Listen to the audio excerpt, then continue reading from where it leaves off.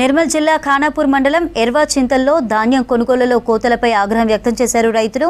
Khanapur PSES CEO ఆసన్నను బంధించారు. తరుగు పేరుతో కోతలు ఆపాలని డిమాండ్ చేశారు. కష్టపడి పండించిన పంటను దోచుకుంటున్నారని మండిపడ్డారు. అయితే తూకంలో కోతలు ఆపి న్యాయం చేస్తామని పీఎస్ఈఎస్ సీఈఓ ఆసన్న హామీ ఇచ్చారు. దీంతో ఆయనను విడిచిపెట్టారు. నిన్నటికెళ్ళి మొర పెట్టుకుంటే దొరకలేరు. ఇలా రూమ్ లో వేసిన ఆఫీసర్లను కలెక్టర్ వెంటనే స్పందించాలా, ఆ సమస్యలు వెంటనే పరిష్కరించాలా. లేని టైంలో 24 గంటల టైం పెట్టి 24 గంటల టైంకు ఎల్లాపూర్లో పోయి రాస్తారోక చేయడం తప్పదు. 43 చెప్పలేము.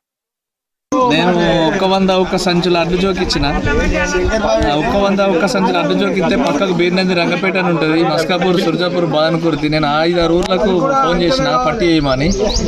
అక్కడ ఆ 100 సంచికి పట్టి చేస్తే ఇక్కడ ఎర్వచింతలు 100 సంచికి పట్టి చేస్తే 6,030 రూపాయల డిఫరెన్స్ ఉన్నది అక్కడికి ఇక్కడికి. ఇదేంటిదని పిఎస్సిఏ చైర్మన్ ఫోన్లో సంప్రదిస్తే అది అంతే ఉంటుంది, మీరు అడవిలో ఉన్నారు అని దాటవేత మాటలు మాట్లాడాడు. దాటవేత మాటలు మాట్లాడితే ఇక్కడ కాంట దాకా రమ్మని చెప్తే పొద్దున్నే ఇల్లుకు తాళం వేసుకొని ఎటు వేయండు.